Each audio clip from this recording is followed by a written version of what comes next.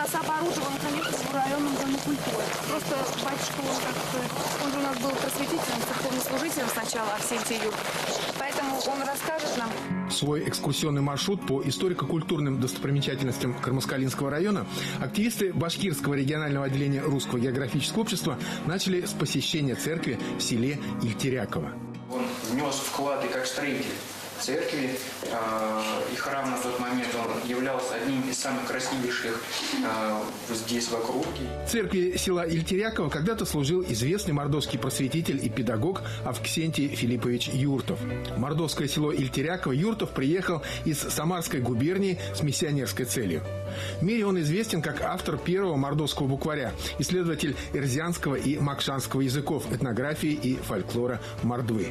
В позапрошлом веке у мордовского народа не было письменности, только устная речь. Авксентий Юртов на основе церковно-славянского языка создал мордовский алфавит.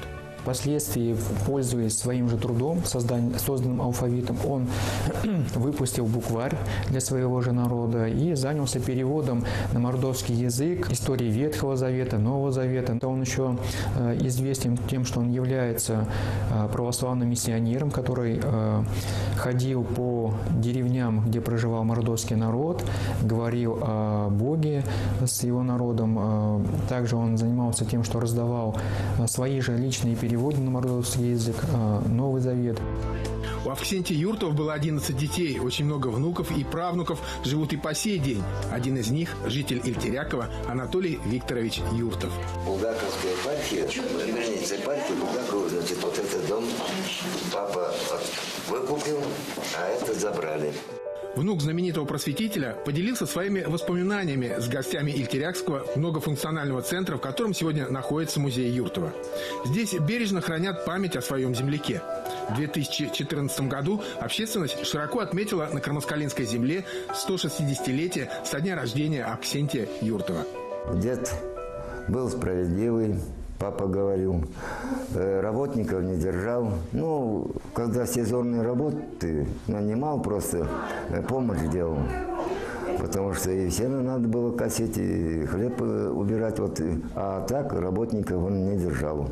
Дорогих гостей встречаем круглым, пышным караваем. Он на блюде расписном с белоснежным рушником. Каравай мы вам подносим, поклонясь, отведать просим. Хлебом-солью гостей встретили учащиеся и педагоги школы села Шаймуратова, которая тоже носит имя легендарного генерала.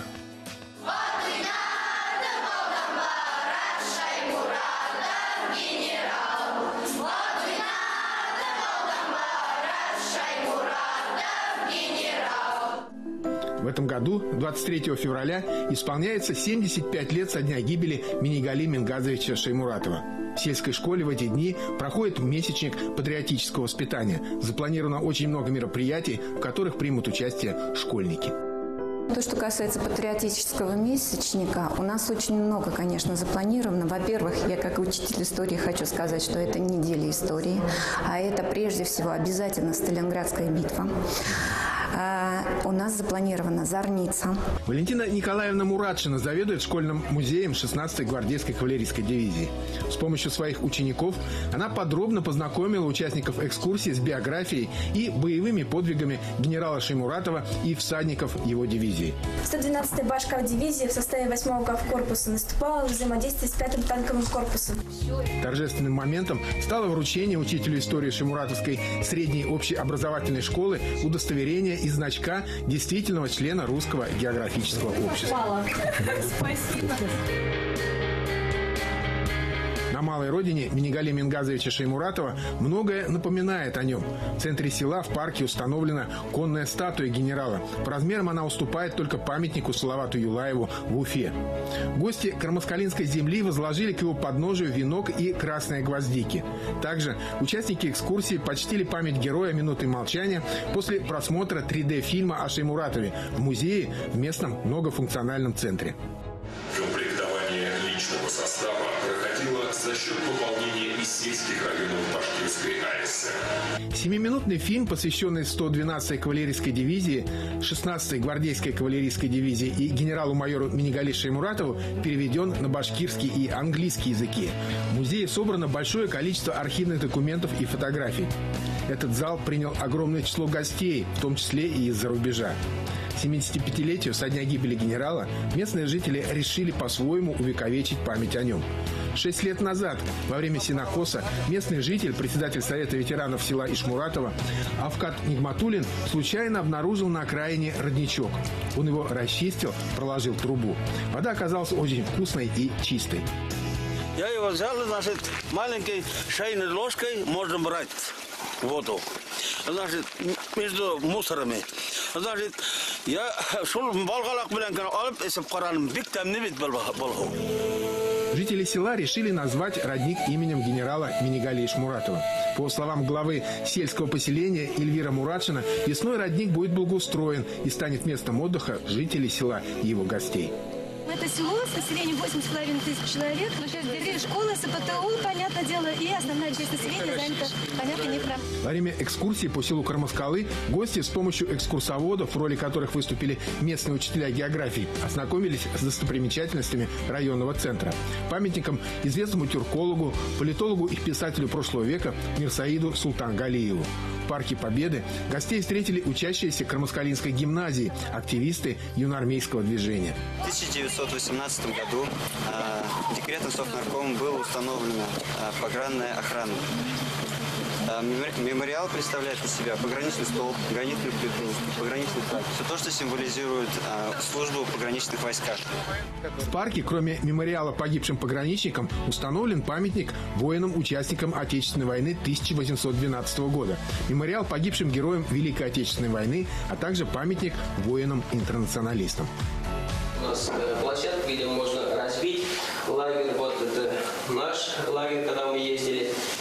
И уникальность этого озера заключается в том, что имеет блюдцеобразную форму. Если посмотреть на фотографии сверху, то можно обратить внимание, то, что даже видно дна. Глубина озера, максимальная глубина, где-то 5,5 метров. Во время круглого стола активисты Русского географического общества обсудили вопросы, связанные с туристическими маршрутами Кармаскалинского района. С работой географического общества муниципального района гостей ознакомила Альбина Фахрисламова, председатель местного отделения РГО. Вы знаете, Кармаскалинская земля – это благодатная земля. Я горжусь своей землей. И в первую очередь благодатна она тем, что взрастила таких людей, как Умедбаев, член географического общества, как наш, например, селекционер Кунакбаев. Мы о нем еще даже не знаем и не видели. Это еще один из маршрутов по нашему району. Это Аксаковские земли. Сам писатель Аксаков, о нем уже очень много известно и сказано. Это у нас Шаймуратов, генерал, гордость нашего района, не то что нашего района, а всей Башкирии. Также представители исполнительной дирекции Башкирского отделения Русского географического общества вручили хозяевам памятные сувениры РГО. В торжественной обстановке билет действительного члена Русского географического общества из рук заместителя исполнительного директора Леонида Соколова получил заместитель председателя попечительского совета местного отделения РГО Равис Хазиев. То, что вот в России создали Русское географическое общество, я очень был рад этому. Во-первых, такие люди возглавляют, как Русское географическое общество, как Шойгу возглавляет. Руководитель попечительского совета является наш президент Владимир Владимирович Путин. И то, что они делаются, то, что вот в средствах массовой информации показывает, то, что для России, для благоустройства России, для экологии России делается, очень много ведь делается. У нас в республике тоже это движение широкая огласка получило.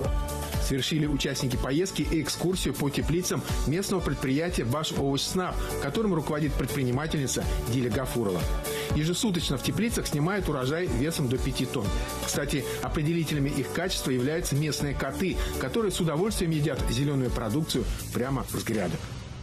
Когда работу был старший Кармаскалинской волости, женился на девушке с деревни Бузовязово. Ее звали Биби Габида. Через год у них родился сын Баязид. В деревне Ибрагимово в музее Мухаммед Салима Умедбаева гости узнали много интересных фактов из жизни башкирского поэта-просветителя, переводчика, филолога и этнографа, публициста и общественного деятеля. Кстати, Умедбаев был членом Оренбургского отделения Русского географического общества с 1883 года. В селе Старые Кишки участники поездки посетили литературный зал имени Сергея Тимофеевича Аксакова в местной школе.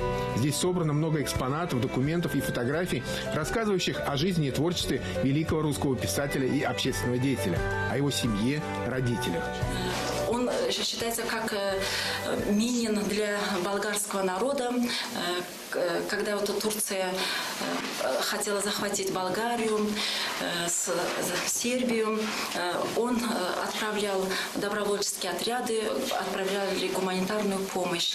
И благодарная Болгария его даже пригласила на трон, на царский трон.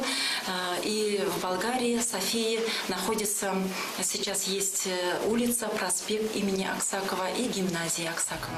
Завершилась экскурсия по Кармаскалинскому району катанием гостей на конной упряжке вокруг Аксаковского озера.